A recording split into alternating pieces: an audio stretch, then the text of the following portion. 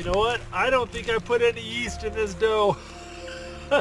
You can smell the fermentation really strongly when you open the bag usually. This is nothing. I managed to mess it up and there's only 2 ingredients. All right, I guess we'll be having some flatbread tonight.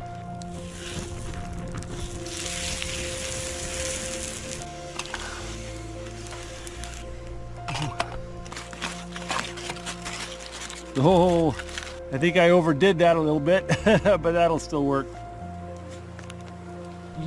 That's good. Well, without the yeast, this is basically just a tortilla. It's really good though.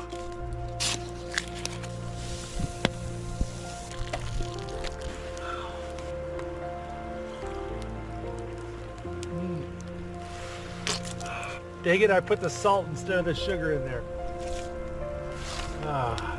Oh, that was a nasty surprise.